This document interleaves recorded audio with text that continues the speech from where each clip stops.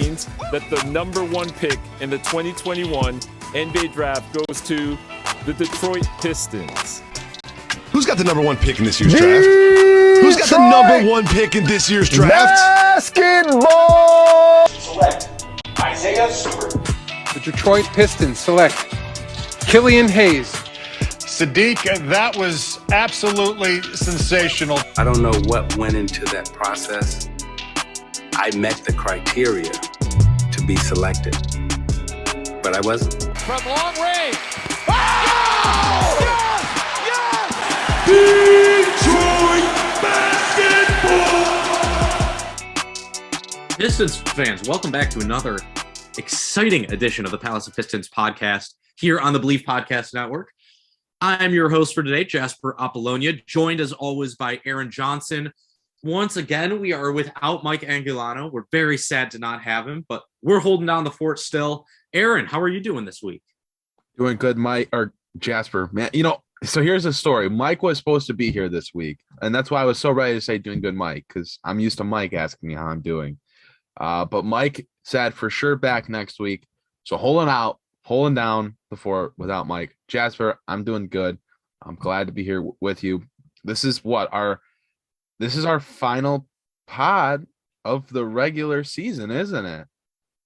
Yeah, I'm trying to think. On their season on Sunday.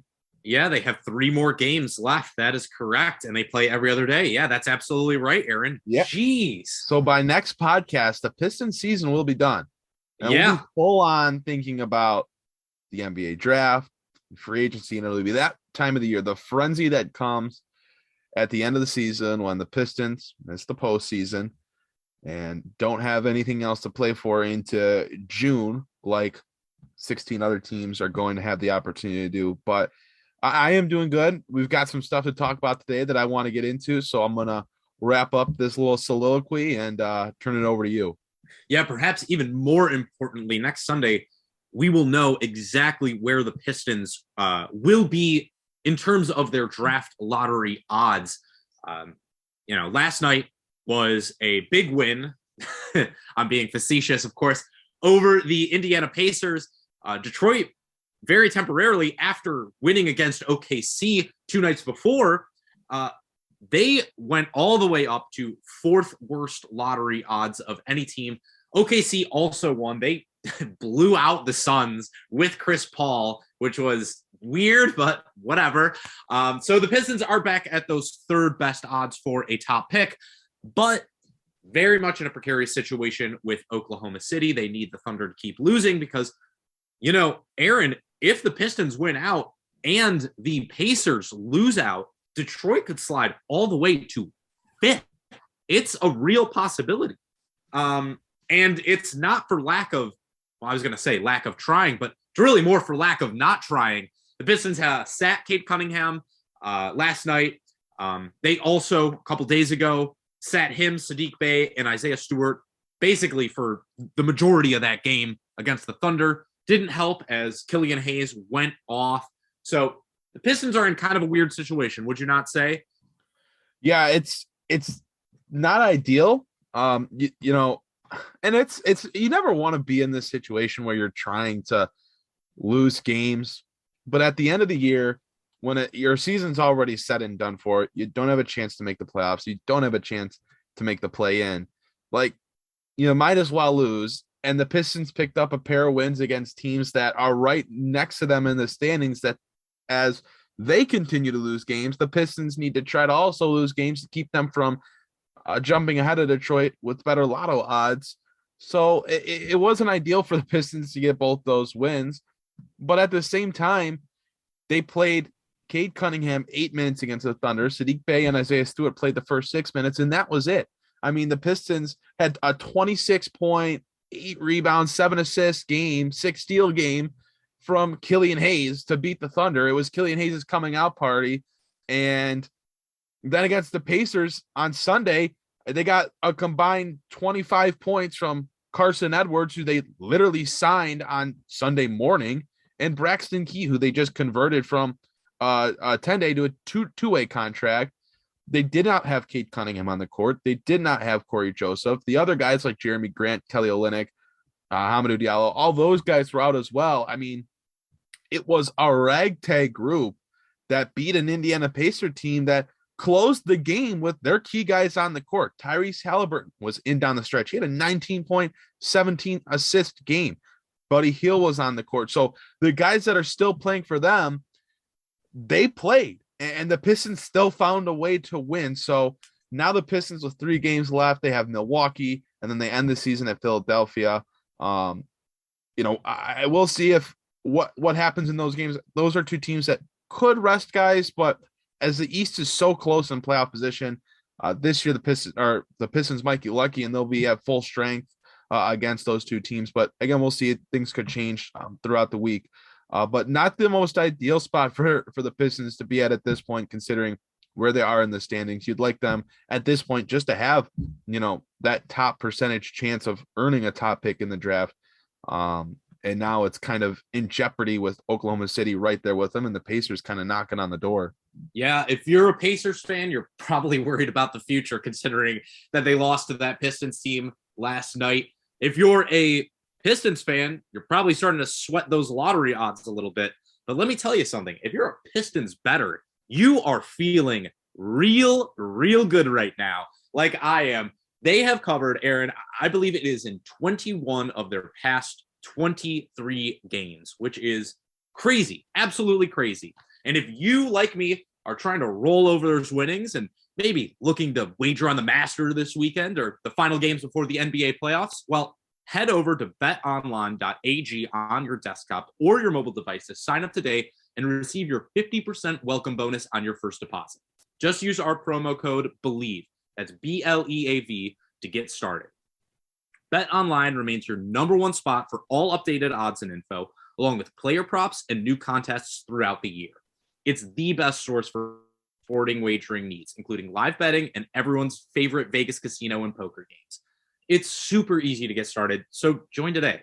Learn why everyone is saying BetOnline is the fastest and easiest way to wager on sports. BetOnline, where the game starts. Yeah, that's really crazy to me, Aaron, 21 of 23 games covering is really amazing. Both them and the Lions. I don't know what it is in the water in Detroit this year. Both those teams just can't stop covering. So I've been very happy with that, even if at the same time I am starting to get a little bit worried about whether the Pistons are going to have a lack of firepower, I guess is the only way to put it, to keep on losing. Luckily, they are facing some more difficult opponents moving forward. They still have games against Philadelphia. I believe they also play Milwaukee and the Mavericks as well. So those are all 3 very losable games against 3 very good opponents that all are trying to continue winning, are likely not going to be resting any starters. So you do feel a little bit good about that, at least, right? Especially if you're throwing guys like Carsen Edwards and Braxton Key out there on a nightly basis, which it does appear is going to continue happening. I'm not sure we're going to see Cade Cunningham for the rest of the season, Aaron. Yeah, at this point, I don't know if we will either. The back was an issue for a little bit. It happened, 3 or so games ago, and he played through it. Is it his back or his hip? Maybe it's the hip. I thought they originally said it was the back, and then maybe they have it as the hip on the injury report. It was originally said to be the back. Cade had said, his back has been bothering him, but he wanted to go back in because he missed, that second quarter against Brooklyn. And then he, obviously had the big second half and finished the game with 34 points and whatever else he had in that game. But then he said after the game, my back was hurting me, but I wanted to get back in. So he's been playing through that since the Brooklyn game. And, at this point, with only a handful of games left, I don't think it's worth risking it. I think if they wanted that one last push for him to go at Rookie of the Year, he wouldn't have sat out these past couple of games, including the Thunder game, really, because he only played 8 minutes. He was going to need to have some really big performances to end the year. And at this point, with only 3 games left, I just don't really know if there's much of a point in doing it, bringing him back at this point. It just doesn't look like the decision makers are going to change their mind as to who's Rookie of the Year. Evan Mobley seems to kind of already have that one in the bag at this point. He's been atop the rookie ladder for however many weeks in a row it's been, but it's been a very long time. And at this point, it's probably better for the Pistons to prioritize Cade's long-term health. It also gives them a better chance of losing games. I do find it funny, though, that somehow the Pistons are winning basketball games without their three best players on the court and with a bunch of guys that have spent a good chunk of the season playing in the G League. But yeah, I think it makes sense to just kind of shut Cade down at this point. If he's healthy enough to come back and he wants to play another game, then you let him. But if there's any concern with the back or the hip, you just keep him shut down at this point and get him ready for his offseason training regime. Yeah, to clarify, Aaron, it's Sadiq Bey had the quote unquote hip injury. You know, that one that only limited him to 8 minutes the other night. It was killing him. Obviously, it was a very big deal. They had to rest him for the rest of that Oklahoma City game. And it was clearly still bothering him against Indiana when he dropped, 31 points on 18 shots. So something tells me that the severity of that hip injury might have been slightly overstated. I can't imagine why. They were only facing a G League team in Oklahoma City.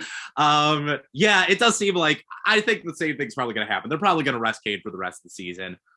I think the Pistons, while they do want to maintain that competitiveness, and they have, they won, for God's sake.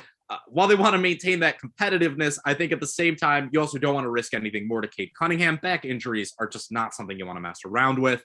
And at the same time, it's a good opportunity to see what you have in some other players. Obviously, Carsen Edwards and Braxton Key are very likely not going to be parts of this team moving forward. But somebody like Killian Hayes absolutely is. And Aaron, this isn't on our podcast topics for today, but I do have to talk about this because last week we talked about Killian Hayes as being our most disappointing member of the Pistons rotation this season. And all he's done over the last 8 games is put up 12.5 points, 4.5 assists, 4.5 rebounds, 2.5 steals, and a block per game on 48% shooting from the floor. Aaron, he's been really good. And yes, of course, you can make the argument he put up that ridiculous 26, 8, 5, 8, 7, and 5. That's 5 steals, by the way. Stat line against Oklahoma City because they were throwing out a G League team. But even if you take that away, he's been very consistent. He's been very effective. And he's been a big part of them winning. He has. Killian Hayes has no doubt been playing much better basketball over the last 2 weeks. And I know he's had some stronger moments really since, the All-Star break. He's come back. And once he kind of moved to the bench, some things have started to look better for him. But it's been about consistency at this point. Consistency and, being able to stay on the court and be healthy, and consistency of playing well on a nightly basis and providing something to the team on a nightly basis. And his newfound desire and newfound confidence in going to the rim and trying to score the basketball has really helped open up his game. Again, that game against Oklahoma City, I do kind of take it with a caveat. A lot of those guys on that roster are not going to be NBA players next season. They're just not going to be in the league. But what Killian Hayes was doing, the process that he was taking in terms of attacking the basket, getting good looks, playing with confidence, not wavering to his teammates, not getting rid of the basketball or settling for bad shots late in the shot clock. That is all stuff that the Pistons need to continue to see from Killian Hayes. He's a guy that should be heavily featured these next 3 games. Like, the Pistons should say, hey, we need you to go do what you did against Oklahoma City the rest of the year. We want you taking 15 shots a game over these last 3 games. They need to continue to see what Killian Hayes has, because they don't have the luxury of waiting another offseason and not addressing the guard spot. Cory Joseph is a fine backup point guard. Killian Hayes has looked good as a backup point guard at times, but they need a guard next to Cade Cunningham, and they could have that opportunity in a guy like Jaden Ivey. So they need to see where Killian Hayes slots in, because I think if you can keep Killian Hayes and he can be a good backup point guard, then that makes it easier for them to move on from Cory Joseph. Or maybe for some reason, and I don't think I feel this way at this point, I think I would, if Jaden Ivey was available, I would take him with the mindset of, hey, I'm going to play him next to Cade moving forward. But maybe they still feel that Killian has a chance to be the starting guard alongside Cade. They need to continue to see him perform well over these last 3 games and take it into an offseason where he needs to play more. He needs to get better. He needs to train. He might be a candidate to go back to Summer League at this point. The results from Killian Hayes have certainly been better the last 4 or 5 games. Like, you can see him doing things that he was not doing at the beginning of the season. And I know he's only on like game 86 or 87 of his NBA career. So in reality, he kind of just entered his second season, quote unquote, in terms of games played. And so there is supposed to be that progression that comes with that. And he has started to show some legitimate signs of growth. Unfortunately for him, it comes in the last few weeks of the season where rosters are deflated, stats tend to get inflated.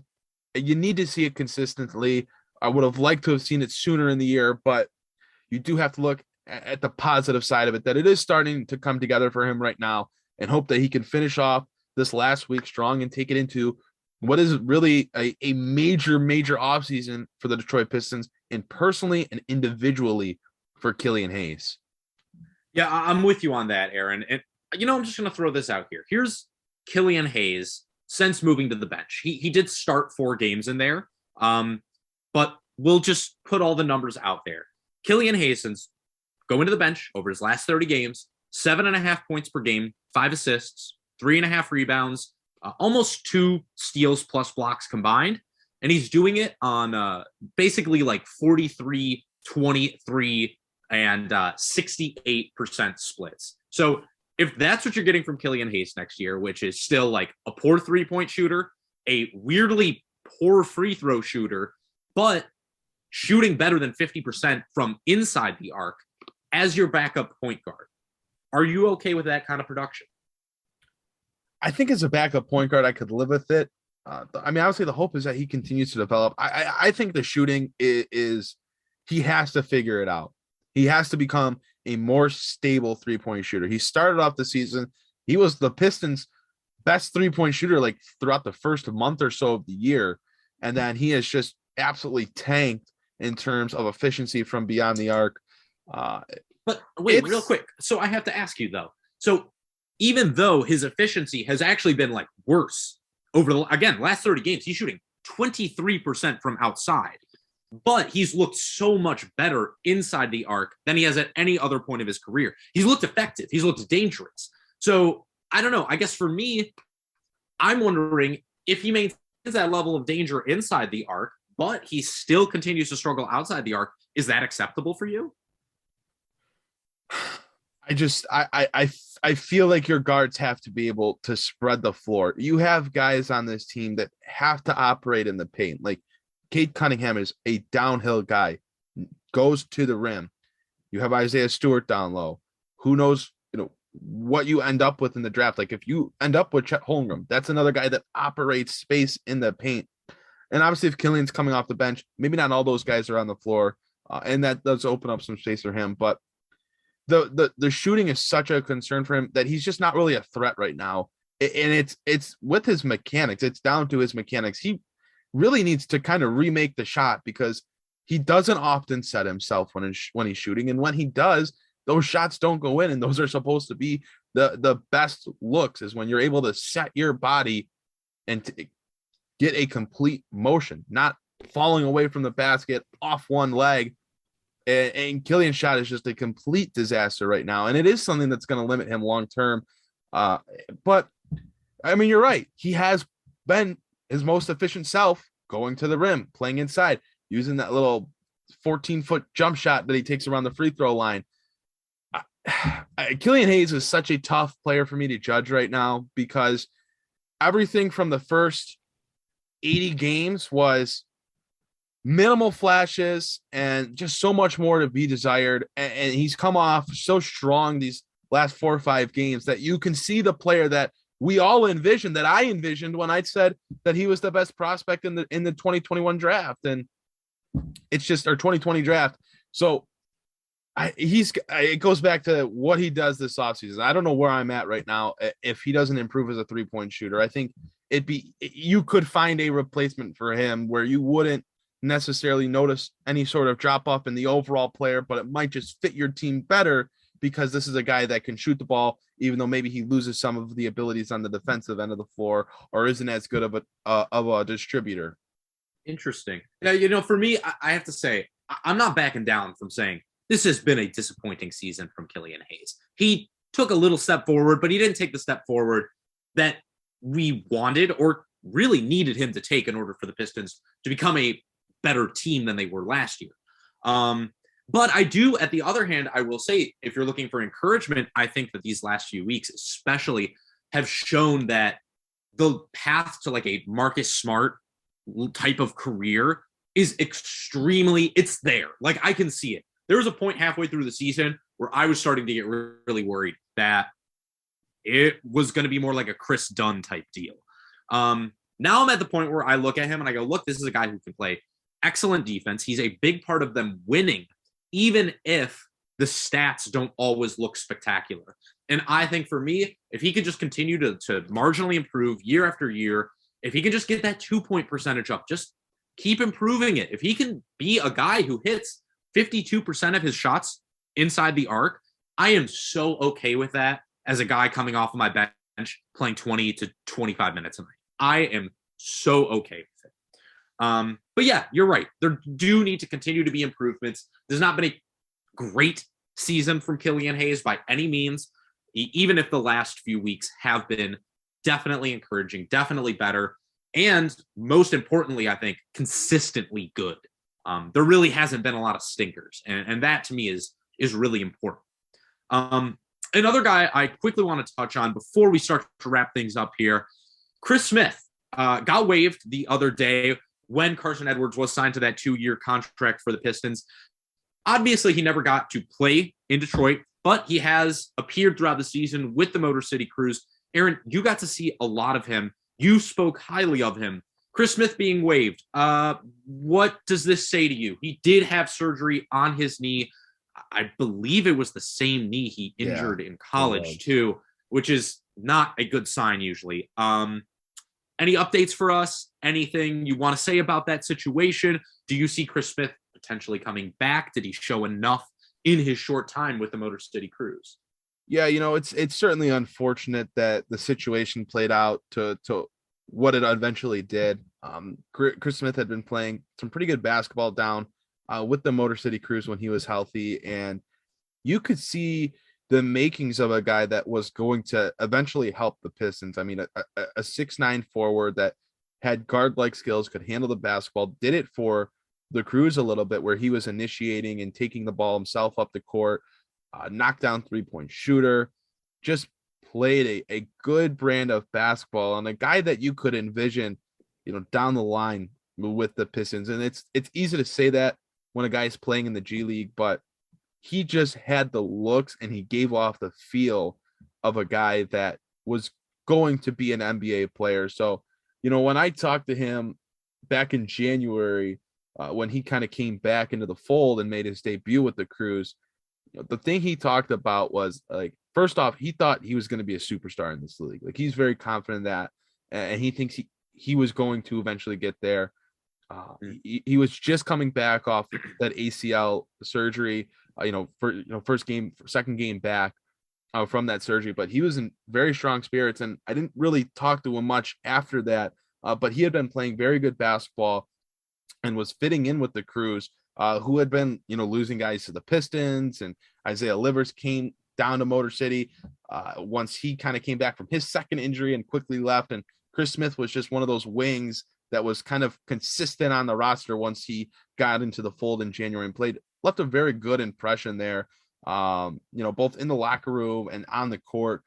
This could be a situation where, look, Motor City's going to the playoffs right now. They have their first playoff game in franchise history on Friday.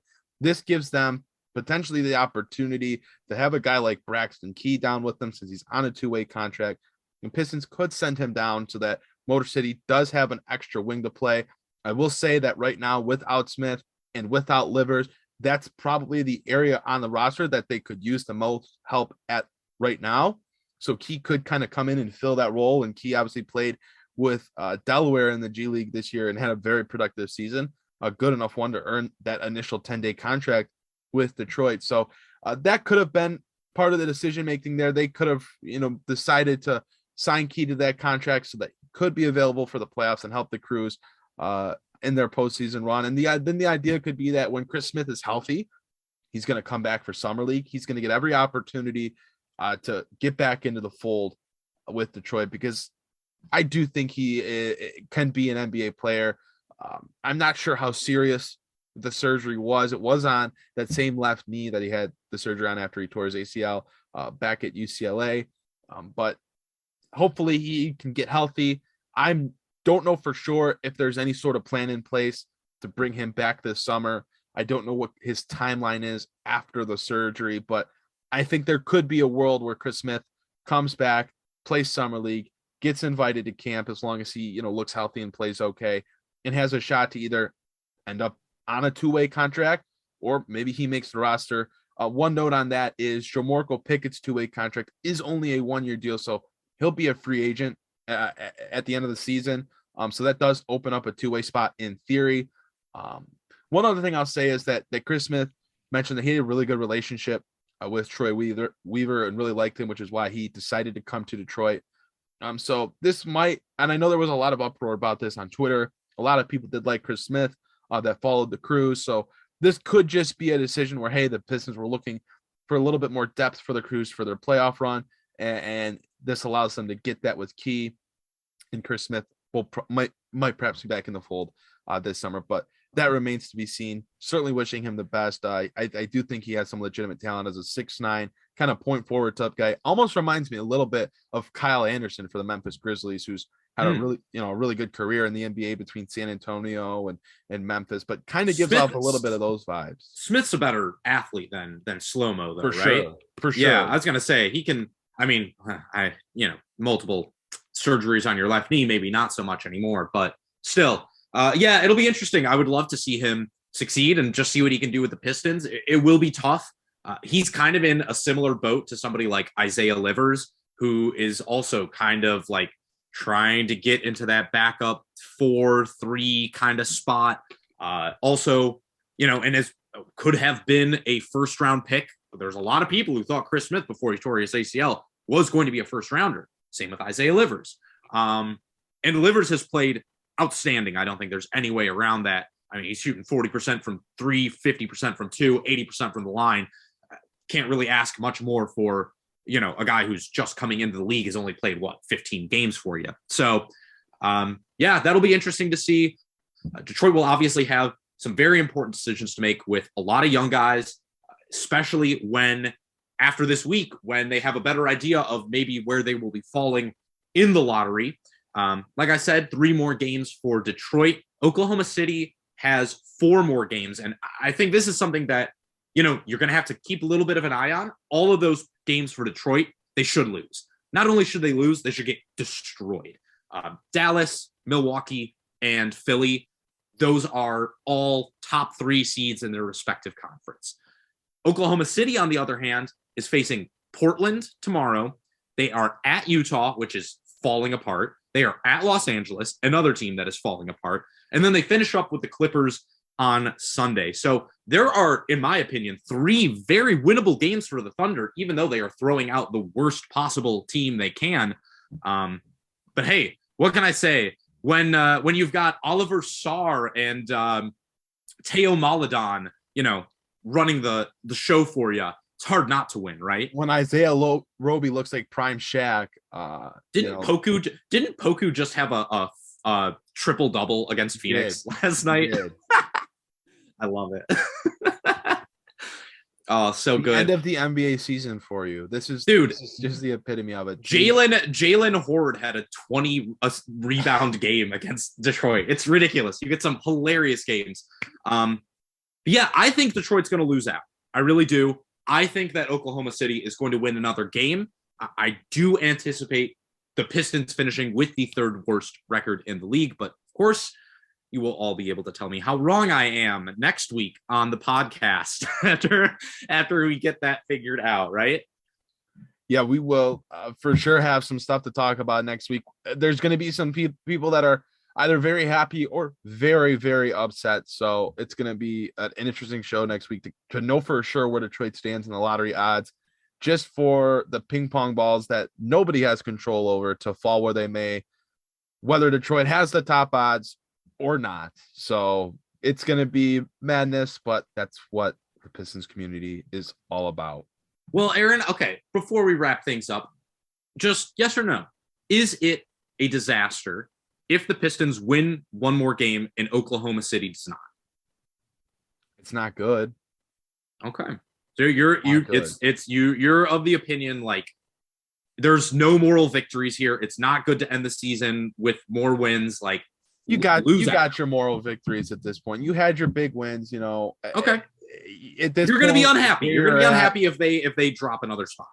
I mean, if the Pistons win, they win. They're throwing out guys that are not going to be a part of the team next year or aren't going to be in the roles that they're in right now, getting 30 minutes a game.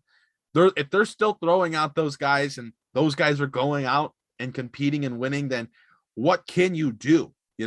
But if the Pistons were playing Cade and everyone else, their main guys 40 minutes at the end of the year when they're already out of everything, it would definitely be a little bit more disappointing. But what they're doing right now is they're playing their end of roster guys. They're playing all of their rookies, and they're right now finding ways to win. So you can't really blame them for playing hard. I mean, these are NBA players. These are professional athletes at the end of the day. Like, they're not going to go out and lose games on purpose so that the team can draft a player set to replace them. Yeah, it's a good point. Look, you can try and lose all you want, but at the end of the day, the Portland Trailblazers have a better record post All-Star break than the Los Angeles Lakers do. And one of those teams is trying to do everything they can to win. The other one is trying to do everything they can to lose. And Portland's the one with the better record. So what does that tell you? Yeah, these are, at the end of the day, you're right. They're professional athletes. They're NBA players. And look, while you might try and tank, you might try and lose, sometimes you're just going to win games. And there's nothing that you can really do about that at the end of the day. It is kind of funny, though. I will say, the NBA did all this work to stop tanking. And at the end of the day, you still have what? 5, 6, 7 teams that are doing everything in their power to lose for the last 2.5, 3 weeks of the season. I don't know. Flattening the lottery odds, I think, was probably good, but did it really fix what the NBA was trying to fix? I'm not so sure. That's probably a little bit more complicated of a discussion, however. Aaron, do you have anything else you'd like to add before we wrap things up here? No, I mean, by the time this podcast comes out, I'll have a post up on palaceofpistons.com talking about the Motor City Cruise and their playoff berth as they get set on Friday to host their first playoff game. Talked a little bit to Saben Lee and their head coach, DJ Baker. So some good stuff in there as they get ready to play. It's an interesting little conversation with Saben about how he's been able to thrive down in the G League and what they need to do to make a postseason run. So some good stuff. So just wanted to plug that. And a little birdie tells me that Palace of Pistons staff writer Jacob Rogers is going to have a piece coming out later this week as well. So we have some hashtag content on the way on palaceofpistons.com. Make sure you're at our socials at Palace of Pistons on Twitter. We have a Facebook page, with an Instagram page. That's where you're going to get notifications on, hey, we just dropped a new piece. This week's podcast is out. All that stuff and more coverage throughout the game, interaction, all that kind of stuff on our social pages. So definitely check us out. But yeah, just had to get those last few plugs in. Thanks, Jeff. Nice. Oh, I love it. What's Jacob's piece going to be on? How Isaiah Stewart is the Pistons' best rebounder of all time? Just kidding. Yeah, that's great. I'm looking forward to reading it, Aaron. You've been incredibly prescient with your Jeremy Grant takes. So I'm sure whatever you have to say on the Motor City Cruise will be just as well thought out. Also really excited to hear what Jacob has to say. And I'm sure we'll have more stuff coming up at the end of the season. When we get into the draft, there is going to be a lot of things to look into because The Pistons could go anywhere from 1 to 8 when it's all said and done. We'll know that after this week. We'll talk about it next week, however, when we do have our beloved Mike Angolano back to do these ad reads for us and to get us out of the podcast without having to do 8 takes like I did last week. Hopefully we won't have to do it again this week, Aaron. That's it for me. Jasper Apollonia, talking for Aaron Johnson and the not with us, but we'll be back, Mike Angolano, for next week. Thank you for listening to the Palace of Pistons podcast, brought to you by Bet Online and the Believe Podcast Network.